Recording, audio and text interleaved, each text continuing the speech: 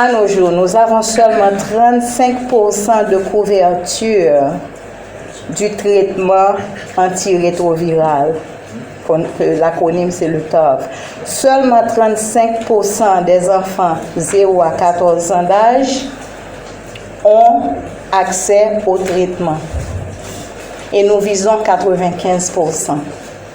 Et c'est le taux, l'Afrique de l'Ouest et du Centre a le taux de traitement pédiatrique de l'antirétroviral le plus bas dans le monde.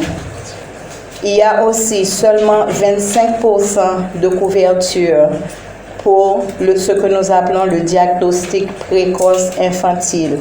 DPI, c'est l'acronyme. 3 sur 10 enfants nés de mères séropositives en Afrique de l'Ouest et du Centre, seulement 3 sur 10 enfants sont testés avant leurs 2 mois de vie. Là, c'est une recommandation de WHO, de l'OMS. Qu'est-ce que ça veut dire le diagnostic précoce infantile?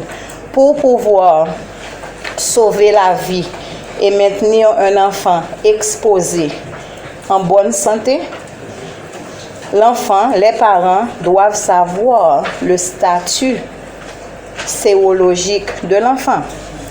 L'information, c'est le pouvoir. Sans information, on ne peut rien faire.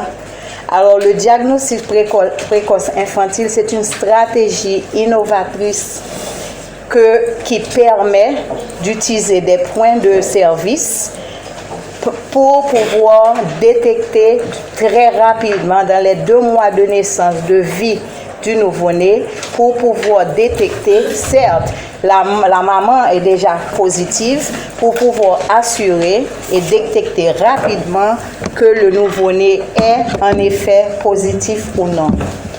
Je viens du Mozambique, là où nous avons vraiment accéléré cette stratégie du diagnostic précoce infantile à travers des points de service. On appelle surtout en anglais point of care.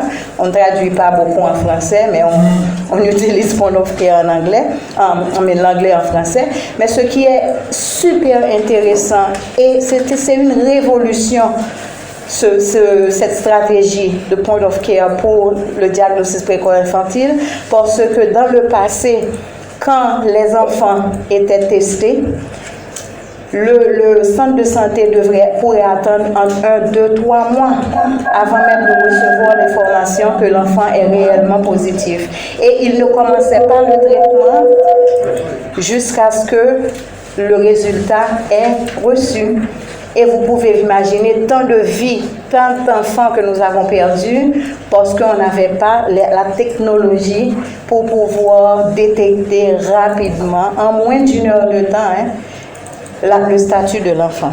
Alors, je donne cette petite explication pour que vous puissiez comprendre. Quand je parle 35% ici, 25%, vous devez comparer avec les lignes de base qui sont 95, 95, 95 pour qu'on arrive à l'élimination. Et voici les données spécifiques de la région de l'Afrique de l'Ouest et du Centre.